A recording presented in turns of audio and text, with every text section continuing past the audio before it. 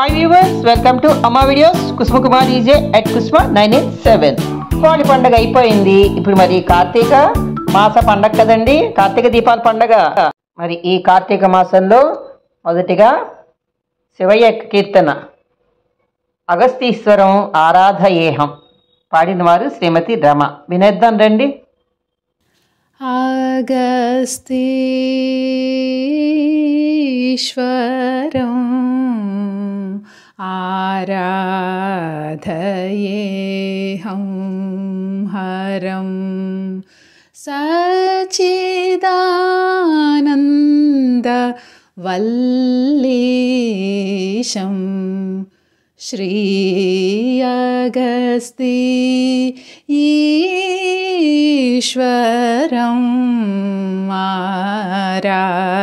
ఆరాధయేహం హరం సచ్చిదానంద వల్లీశం శ్రీ అగస్తీశ్వరం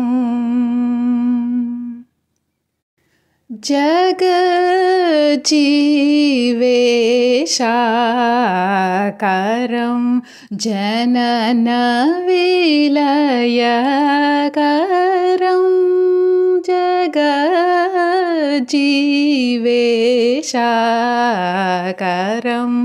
జనన విలయకరం నగజాహ్లాదకరం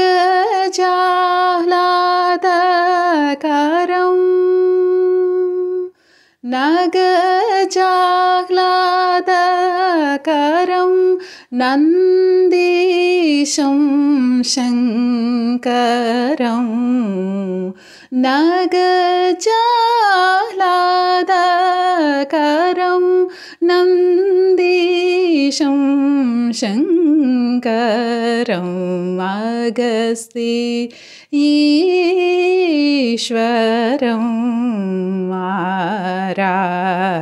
ఆరాధయేహం హరం సచ్చిదానంద వల్లీశం శ్రీ అగస్తీశ్వరం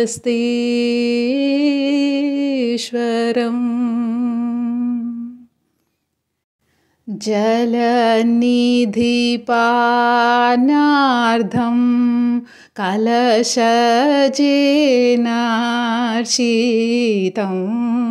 జలనిధిపానార్థం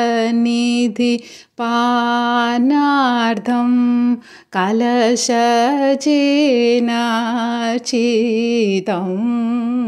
జలజనాభాదీనుతం జాహ్నవీధరం సతతం జలజనాభాదీనుతం జాహ్నవీధరం సతతం కలికల్మషాపహం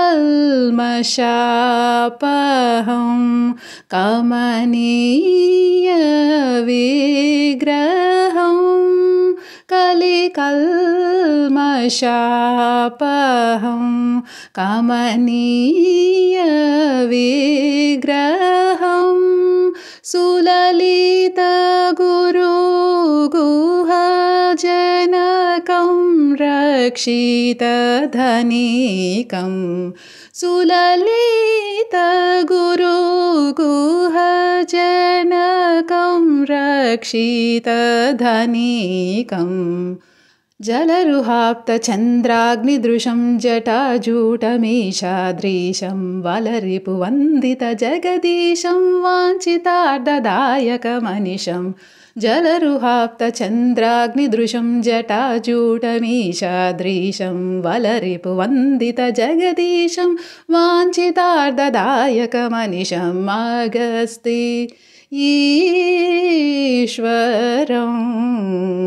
ఆరాధయేహం హరం సచ్చిదానంద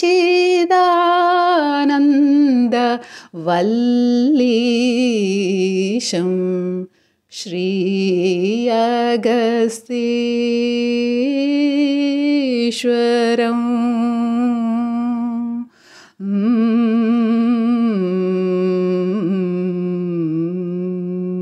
కీర్తన విన్నారు కదండి. శ్రీ ముత్తుస్వామి దీక్షితర్ గారి కృతి అగస్తీశ్వరం ఆరాధయేహం. పాడిన వారు శ్రీమతి రమ. మరి ఈ వీడియో నచ్చింది అనుకుంటున్నాను. నచ్చినట్టయితే లైక్ చేయండి, షేర్ చేయండి, కామెంట్ పెట్టండి. కొత్తగా నా ఛానల్ ఇప్పుడే చూస్తున్నట్టయితే సబ్స్క్రైబ్ చేసుకోండి. ఆల్రెడీ చేసుకున్న వాళ్ళు అలానే ఉంచండి. మళ్ళీ ఇంకో వీడియోలు కలుద్దాం. ఉందా మరి.